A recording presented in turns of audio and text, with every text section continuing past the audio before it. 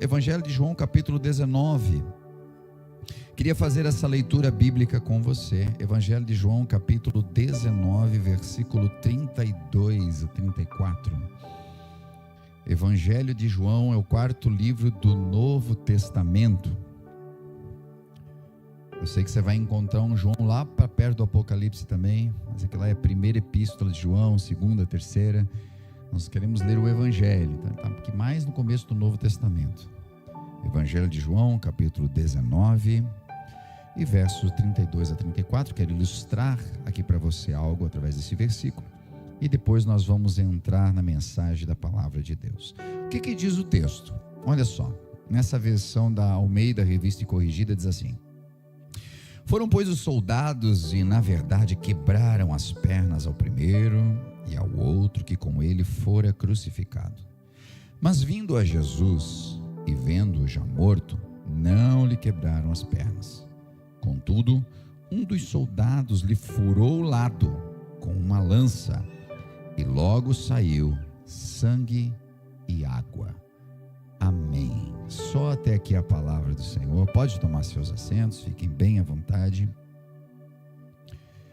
Nós estamos chegando na Semana Santa, a semana que nós chamamos dessa forma por ser a semana da paixão de Cristo, por ser talvez um dos eventos mais pontuais do cristianismo. As pessoas de várias religiões conhecem suas datas, eles celebram, eles guardam as datas. O cristianismo, muitas vezes, nós não temos noção da importância que as datas têm. Se Jesus não tivesse entregue a sua vida na cruz do Calvário, a igreja não existiria. Não teria sentido de estarmos aqui, principalmente se ele só tivesse morrido, mas também não tivesse ressuscitado. Mas ele faz um sacrifício perfeito por nós. Ele entrega a sua vida como um condenado, mesmo não tendo nenhum pecado. Ele carrega na cruz os nossos pecados, e isso faz dele o santo, isso faz dele Deus.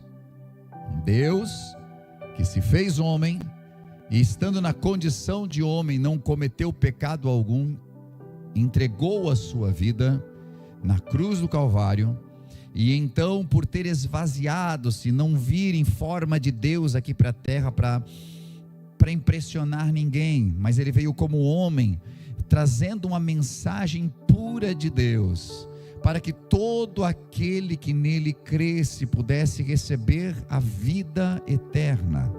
Ele entrega-se à morte, e morte de cruz, e a Bíblia diz que após isso o Senhor Deus o ressuscita dentre os mortos, e ele o eleva acima de todo nome, e para que no nome de Jesus dobrem-se os joelhos daqueles que estão no céu, na terra e debaixo da terra.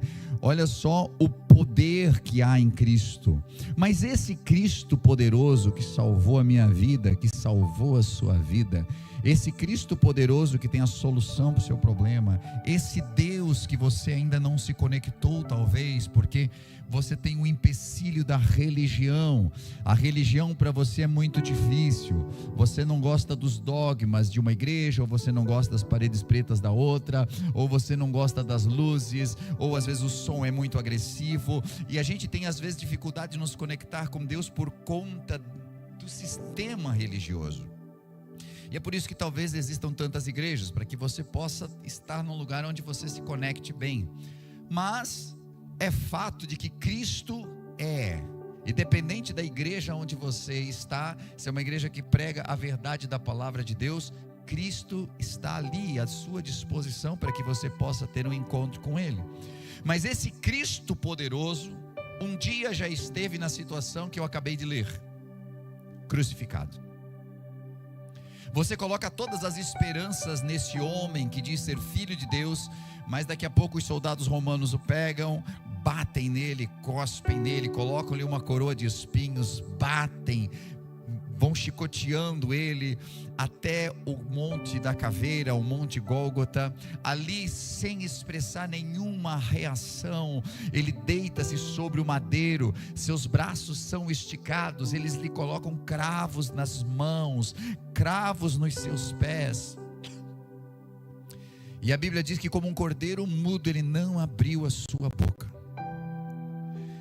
A figura que nós esperamos de um Deus, a figura que muitas vezes nós esperamos desse ser poderoso e salvador, era de alguém que quebrasse os braços da cruz, que soltasse dos seus cravos, que desse uma voz de comando e 12 legiões de anjos descessem, e ali ele colocaria o seu império. Às vezes é a noção que as pessoas têm de um herói, mas Jesus é um herói cumprindo algo que nós não podíamos cumprir. A Bíblia diz: toda alma que pecar, essa morrerá. E a Bíblia também diz: todos pecaram e destituídos estão da glória de Deus. Ou seja, havia uma sentença: todos pecamos, todos temos que morrer. Mas a morte que a Bíblia está falando não é uma morte como nós ainda continuamos morrendo. Se fosse assim, os cristãos genuínos, conforme nós acreditamos, jamais morreriam, seriam seres eternos. A morte que a Bíblia se referencia não é essa morte do corpo, mas é uma morte chamada separação de Deus. Quando você não encontra mais Deus, quando você está distante de Deus. Essa é a morte que a Bíblia diz que pode ser vencida, e ela foi vencida na cruz do Calvário. E ela poderia ser vencida por mim se eu fosse bem bonzinho? Não.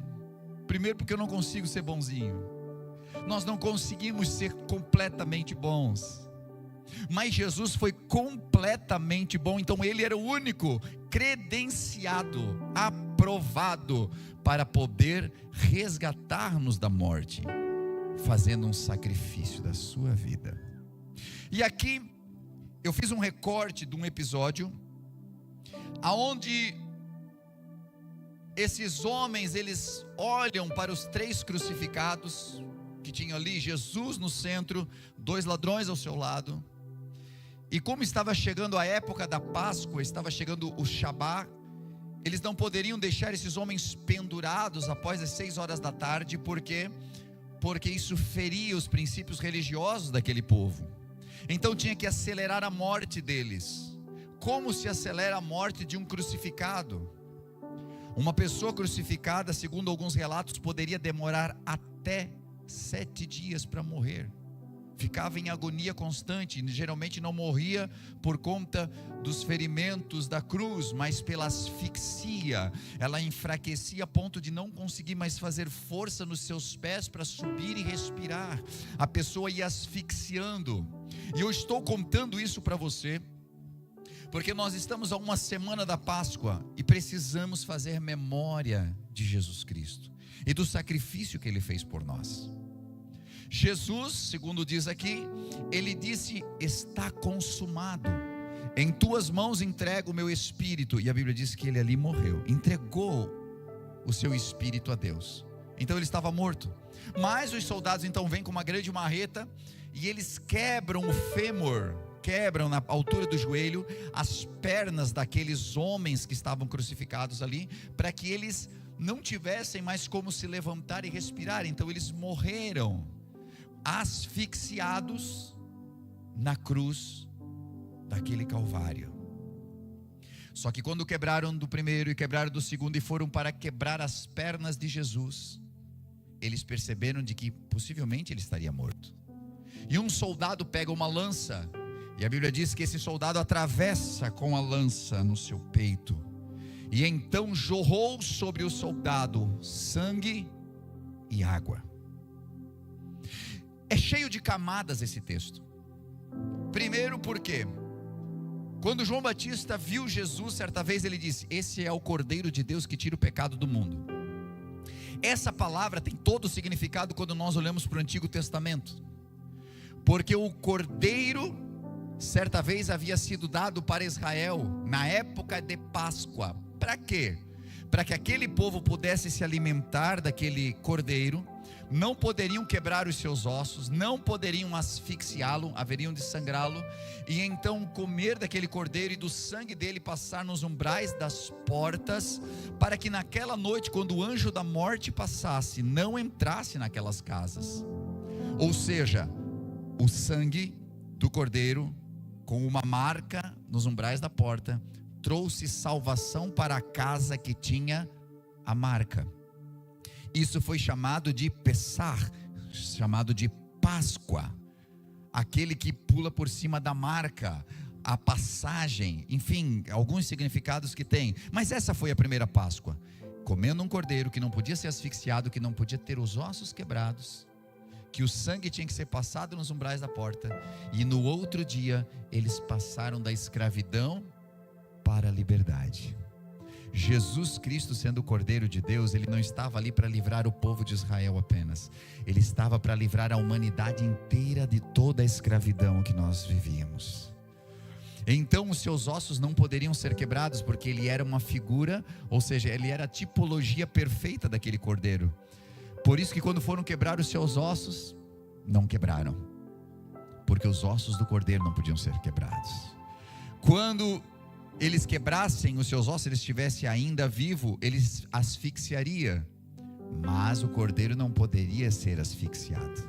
Jesus cumpre exatamente todas as profecias, tipologias e simbologias do Antigo Testamento no Novo Testamento. E quando então ele é furado, o que acontece? Dele sai água e sangue. A demonstração de que realmente havia ali acontecido uma morte, um derrame na parte do pericárdio, onde acumula água ao redor do coração, e dali, naquele momento que furou, sai o sangue e a água que já estava acumulada nessa região torácica de Cristo. E por que eu estou contando tudo isso? E frisando principalmente, obviamente nós estamos aí na iminência da Páscoa, mas o nosso Cristo estava aberto ali. A figura que nós temos do nosso Deus, que se fez homem para morrer por nós, é de que ele agora está aberto, e dele sai sangue e água. Quando nós vamos para os significados, e eu quero olhar esses significados daqui a pouco com você, nós conseguimos fazer uma pergunta: quando nós somos feridos, o que sai de nós? De Cristo sai o sangue e a água, que tem significados de salvação para a nossa vida. Existe uma história paralela à Bíblia, uma história que ela é cultural, que diz que um homem chamado Gaius Longinus, que foi o que furou Jesus, no momento em que sai sangue e água, bate no seu rosto, e esse homem tinha um problema seríssimo de cataratas, ele estava quase cego, e quando ele limpa o sangue e a água do seu rosto, ele passa a enxergar. Isso não é uma história bíblica, friso, é uma história paralela, cultural, e eles utilizam dessa história para dizer que aquele homem, logo após essa cura, é o que reconhece de que verdadeiramente este era o Filho de Deus, que Jesus era o Filho de Deus, e ao sair dali ele converteu-se e tornou-se um pregador daquele que havia lhe curado.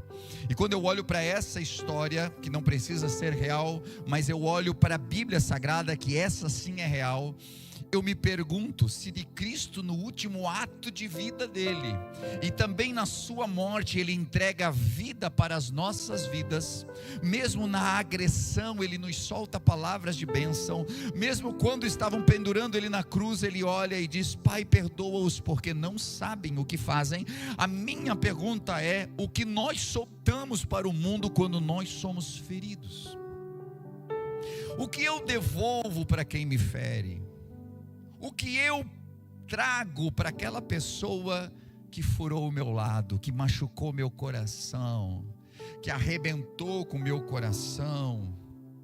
Quando a pressão vem, o que é que sai de nós? No momento das pressões, quando alguém te fere, o que transborda de você?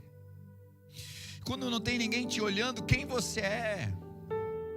Sabe, são perguntas muito relevantes para um dia como hoje. ali não era qualquer corpo, era Cristo que estava ali. E quando nós olhamos para os dias de hoje, nós vemos muitas pessoas que estão com o peito aberto, feridas. Jesus estava ali ferido, mas dele saiu vida e boas palavras. Mas há muitas pessoas nos nossos dias que também estão feridas. São essas as pessoas que sorriem no Instagram, mas se odeiam quando olham no espelho. Pessoas que são casadas, mas se sentem completamente sozinhas, que são até bem-sucedidas, mas precisam de remédios fortíssimos para poder dormir. Gente que está dentro da igreja, mas preserva vícios ainda, vícios secretos. Pessoas que constantemente sangram, presas na pornografia, na ansiedade, na compulsão alimentar, numa raiva acumulada que não sai, em crises de identidade, de não saber quem é, para onde vai. Isso não é nem falta de força de vontade de ser diferente. É muitas vezes só uma ferida que ainda não fechou. É algo que está aberto. E a gente nunca conseguiu devolver nada de bom para quem abriu essa ferida. E então, eu olho para a palavra e eu vejo que naquele dia, naquele momento, Jesus estava pegando os nossos pecados, a nossa situação, as minhas dificuldades, as minhas compulsões, e Ele estava levando em si na cruz, porque eu aberto, solto para o mundo tudo aquilo que de ruim está preso dentro de mim, mas Ele soltou o que tinha de melhor sobre eu e você, mas Ele tinha o melhor para derramar sobre nós. Naquele momento os soldados estavam cumprindo o protocolo deles. Eles bateram, eles conduziram, eles pregaram na cruz e eles quebraram as pernas. Era mecânico, era mais uma execução. Quando eles chegam a Jesus, eles percebem que alguma coisa estava diferente. Ele já estava morto. E sabe que tem um ponto aqui que para a teologia é muito legal. Os sacrifícios, eles só poderiam tirar os pecados, não era nem tirar os pecados, mas cobrir os pecados, quando o cordeiro estivesse morto. Então não poderia sangrar uma ovelha, pegar do sangue e dizer: olha, estamos aspergindo aqui, seus pecados estão perdoados. Precisava morrer o cordeiro. O sangue que Jesus veio derramando não era um sangue que tinha o poder de perdoar os pecados. Mas quando Jesus entregou sua vida e Ele morreu na cruz, e aquele soldado fura ao seu lado, dali estava a demonstração para toda a humanidade ver: este é o sangue que purifica todos nós de todos os nossos pecados, dos pecados que você cometeu, das coisas horríveis que você fez, de tudo isso. Naquele momento Cristo estava mostrando algo: eu vos perdoo de todos os vossos pecados. Saiu dele sangue e água, de dentro do Senhor saiu aquilo que nos traz uma ilustração da salvação. O sangue representa a pulsão da vida.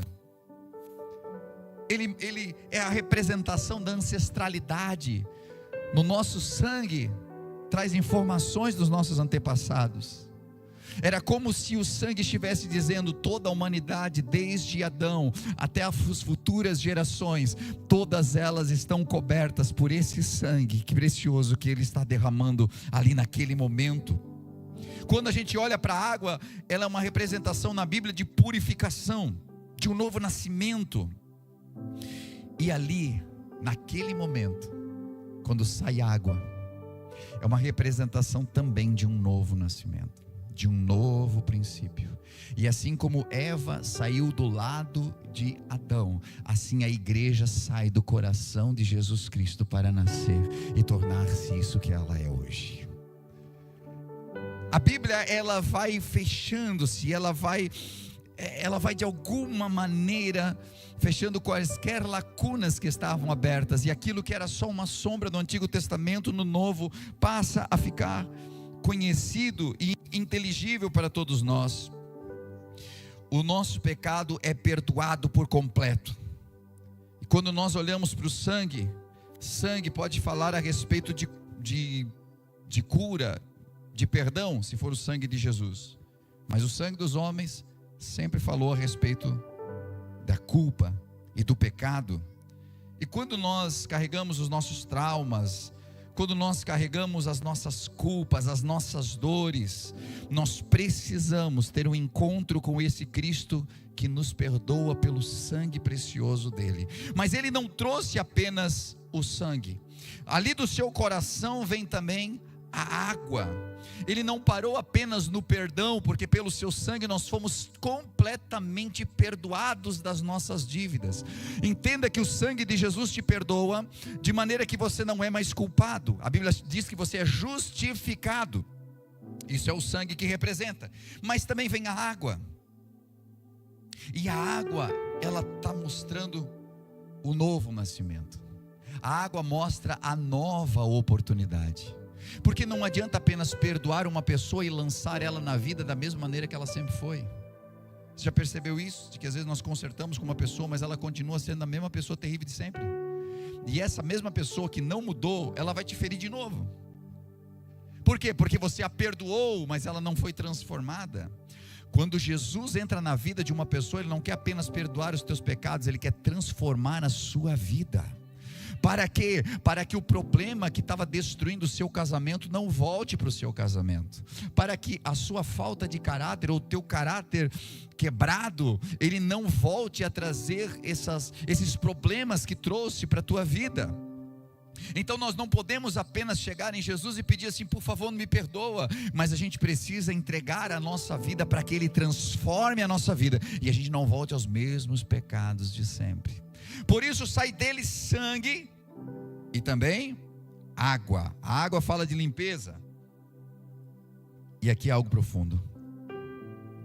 Você não consegue parar certos comportamentos, porque você ainda é a mesma pessoa por dentro. Algumas coisas, nós viemos para a igreja, viemos à frente, recebemos oração, mas continuamos sendo a mesma pessoa.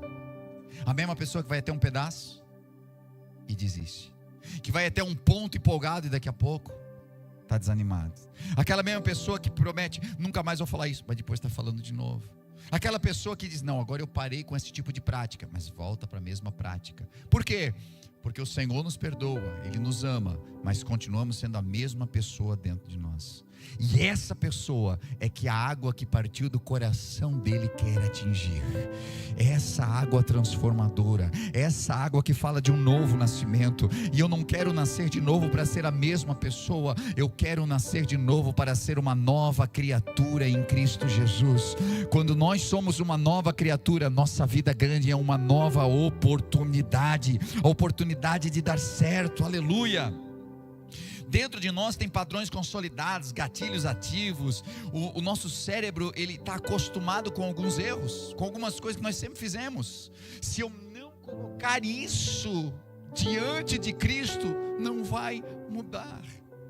E entenda, Jesus fez o sacrifício perfeito. Tudo que Ele fez foi perfeito, é só a gente receber. Mas por que não acontece na vida de tantas pessoas? Porque eu quero receber o Salvador, mas eu não quero receber Ele como Senhor. Porque como Salvador Ele perdoa os meus pecados, mas como Senhor Ele quer mandar na minha vida. E tem gente tão soberba que nem Deus pode mandar na vida dele. Você não conheceu alguém que fala assim: ó, ninguém manda em mim, ninguém manda em mim. E esse tipo de soberba atinge muitas vezes os céus. A pessoa não deixa Deus comandar a sua vida. E não há como você vencer sem que você volte nesse recall que Ele faz, né? O Senhor nos chamou de volta, porque o pecado veio e nos estragou. Agora quando a gente vem, a gente recebe um acessório, que é o sangue de Jesus sobre a nossa vida, que é a água pura sobre o nosso coração, e Ele nos transforma por completo, e Ele nos envia ao mundo agora. E o que Ele diz para nós? Agora, ide, pregai o evangelho a toda criatura, chama os demais, para que eles venham receber dessa mesma graça que você já recebeu. Aleluia, bendito seja o nome do Senhor para sempre. Agora Jesus está ali, e Jesus está morto, e mesmo na sua morte Ele entrega algo de bom. Ele vem mostrando isso em cada tapa que Ele recebe, e Ele não devolve. em cada momento que os chicotes bateram em suas costas, mas ele continua entregando o seu melhor. Um exemplo. E agora uma lança é dada a ele, e através daquela lança ele nos entrega a salvação. Eu sei que talvez eu esteja pregando nessa noite para algumas pessoas aqui, que assim como eu já fui na vida, você está num ciclo eterno de cair, se culpar, se arrepender, fazer promessas para Deus e depois de repetir tudo de novo. Cair, se culpar, se arrepender, prometer e repetir tudo de novo. Faz sentido para você isso que eu estou dizendo? Só para você. Quantas vezes você se sente dentro de um ciclo que parece que não acaba, parece que não para? Eu sempre estou preso nas mesmas coisas, porque talvez você teve um contato com o sangue de Jesus que te perdoa todos os pecados, mas você não veio para a água. E as águas, elas são um símbolo também da palavra de Deus, e a palavra tem poder de limpar. É a palavra que tem poder de ensinar, é a palavra que tem poder de guiar, ela é lâmpada para os pés, ela é luz para o caminho. Essa palavra de Deus precisa passar por nós, para que a gente venha quebrar esse ciclo de maldição, aonde nós caímos, aonde nós nos levantamos e voltamos a cair, porque isso não é vida, isso é uma prisão, e há muitos vivendo dentro dessa prisão. E pior do que viver na prisão é quando nós nos acostumamos com a prisão. É quando eu já digo, é assim, eu já me acostumei com isso. Alguns dizem assim, é que eu acho que eu sou assim mesmo, sabe? E quando nós vamos falando isso mesmo para nós, nos acomodamos, e aí nós viramos reféns dessa versão de nós mesmos que nós nem suportamos, mas estamos reféns de tudo isso. Porém há uma esperança, e a esperança está em Cristo Jesus. A esperança está nesse sacrifício, a esperança está naquilo que Ele fez. Nós não estamos aqui diante de um sistema ou de alguma coisa que funciona porque está atrelada à religião. Nós estamos, e eu quero que você seja transportado para isso, nós estamos diante de uma cruz, diante de Cristo com o seu lado aberto, diante daquele Deus que tornou-se homem. Imagine por um momento, Ele não está mais na cruz, obviamente, Ele já ressuscitou, mas eu quero que você seja transportado para antes da ressurreição, aí na sua mente, Ele está lá. Para os discípulos a esperança havia morrido, porque Jesus expirou nessa terra e entregou sua vida. Mas quando Ele estava sangrando ali, quando aquele sangue estava jorrando, algo espiritual muito forte estava acontecendo, que está registrado na primeira epístola de João, no capítulo 5. Você só acompanha, vou pedir para que seja colocado ali. Olha o que diz aqui: este é aquele que veio por meio de água e sangue, Jesus Cristo, não somente por água, mas por água e sangue. E o Espírito é quem dá testemunho, porque o Espírito é a verdade. Há três que dão testemunho: o Espírito, a água e o sangue, e os três são unânimes. Eu vejo por esse texto bíblico registrado que o sangue de Jesus, ele ainda permanece ativo e ainda permanece perdoando os nossos pecados. Que a água aqui, dita como testemunho, ela continua nos limpando de todos os traumas e dos nossos pecados, aqueles que ainda causam as nossas ações. E o Espírito de Deus é aquele que nos transforma, é aquele que nos convence do pecado, da justiça e do juízo. O Espírito Santo é aquele que toca o coração enquanto um homem simples está falando num púlpito. Então o Espírito de Deus, ele vai no seu coração e mexe de uma tal forma que você nem consegue entender por que está sentindo o que está sentindo, mas ele te comove, ele te mexe, e ele faz você pensar em tantas vezes que você esteve preso nesse ciclo, que quem sabe você hoje precisa ser transportado para debaixo dessa cruz e receber do sangue, receber dessa água diretamente do coração de Jesus Cristo, para que você seja lavado por completo, para que você comece uma nova trajetória. Por que as coisas sempre voltam para o mesmo jeito, pastor? Porque você não foi lavado e você precisa ser transformado. O seu caráter precisa ser mudado, o seu modo de ser precisa mudar. Não apenas vir à igreja porque nós acrescentamos mais uma coisa em todas as centenas de coisas que nós já fazemos na semana, e então agora nós temos mais uma ida à igreja porque eu me sinto bem lá. Isso você vai aguentar por algum tempo. E é por isso que algumas pessoas dizem: não, mas eu escolho um dia, porque 2 dias para a igreja é muito. Você não entendeu nada, você só está vindo para ter um lugar para vir. Mas quando você se apaixona, você toma um banho no chuveiro do Calvário, quando você é tomado pelo sangue de Jesus e pelas águas purificadoras que vêm dele, você se apaixona de tal forma que o teu desejo é estar na presença de Deus todos os dias da sua vida. E eu desejo que você receba isso sobre você, eu desejo que você viva essa experiência, eu desejo que você apaixone-se, talvez como nunca se apaixonou antes, e você possa vivenciar esse evangelho profundo, esse evangelho que salva, que cura e transforma a vida do homem. Aleluia. A pergunta então, diante de tudo isso aqui, principalmente porque nós, quando olhamos para a história de Cristo, não tem como dizer de que isso não aconteceu. Hoje não existe como dizer assim: Jesus na verdade não existiu. Ele é um homem histórico também. Ele não está só registrado na Bíblia Sagrada, ele está registrado em livros de história.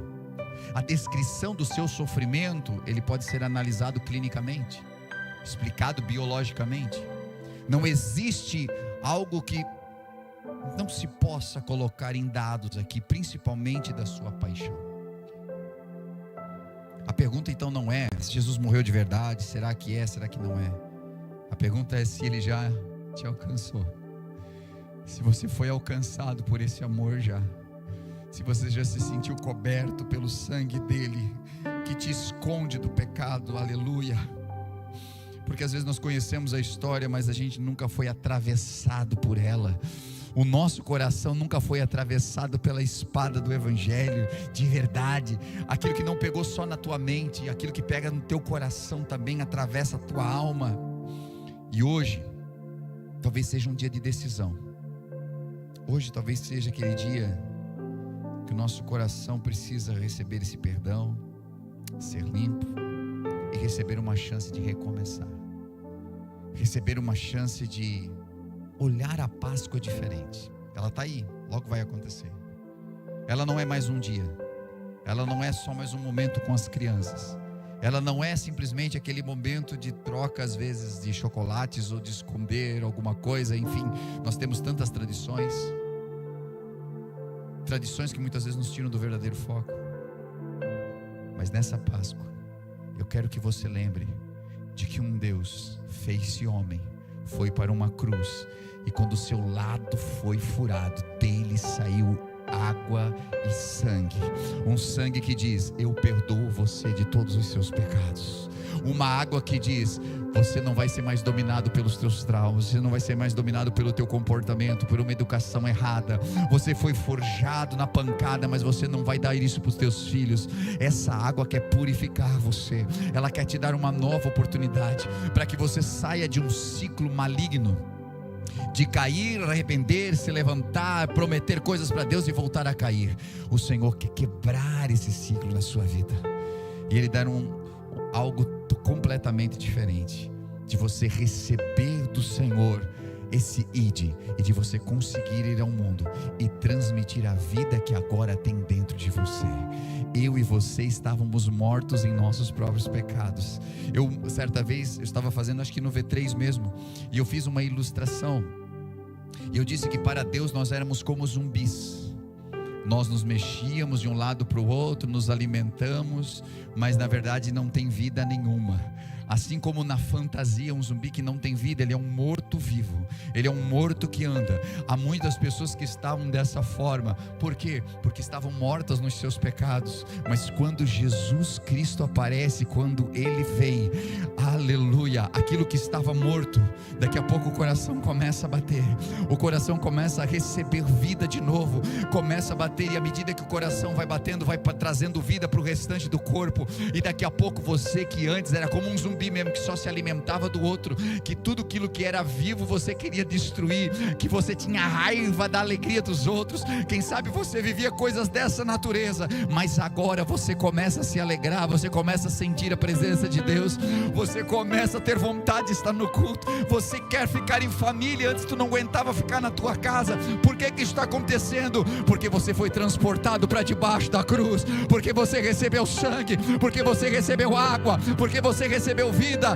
e esse Espírito, que aqui diz, o Espírito, a água e o sangue são os que testemunham, o Espírito de Deus está aqui, e Ele tem poder de ressuscitar você nessa noite também. Coloque-se de pé comigo em nome de Jesus.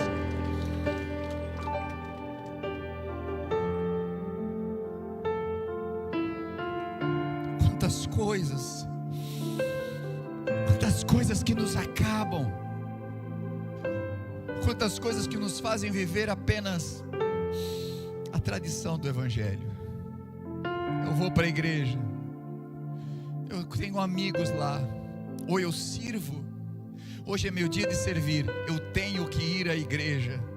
Está faltando sangue e água, está faltando isso.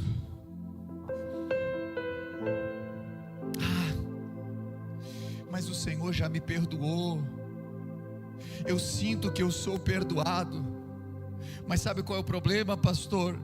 É porque eu volto sempre nos mesmos erros, e eu vou para a igreja arrependido, quebrado, eu peço perdão para o Senhor, e a mensagem diz que Ele me perdoa, e eu acredito que Ele me perdoa, mas eu me sinto tão mal de voltar a cair nas mesmas coisas, não tenho força. Talvez não é uma questão de força, seja realmente uma questão de cura, seja uma questão de entregar isso para o Senhor e admitir, dizer: Senhor, eu preciso das tuas águas.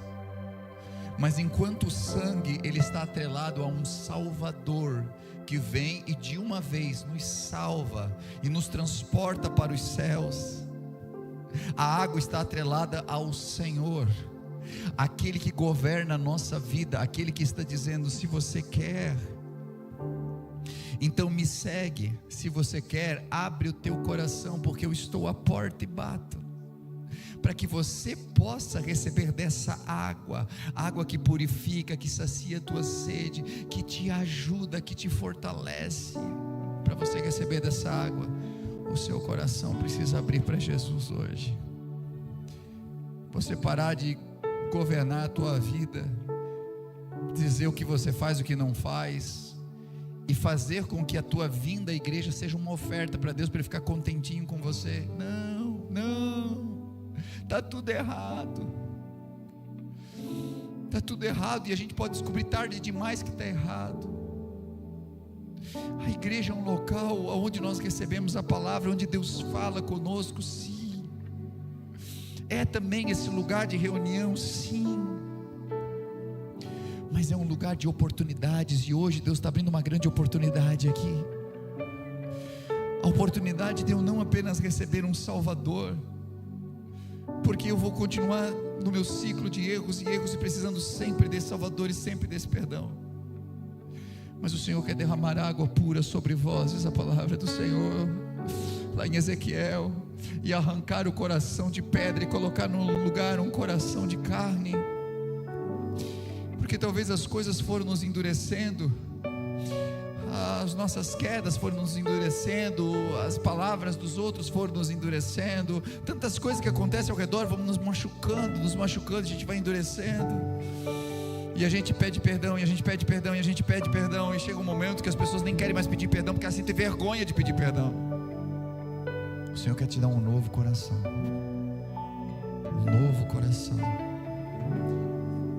e eu quero oportunizar esse momento para você. hoje você quer fazer uma aliança com Deus. Pastor, já tenho uma aliança com Deus, já aceitei Jesus como meu único e suficiente Salvador. Você pediu para que Ele te perdoasse, mas talvez você percebe que continua vivendo um ciclo de quedas, de promessas e de repetições, e volta a cair de novo. Ele quer derramar água pura sobre você hoje. E eu quero chamar você à frente.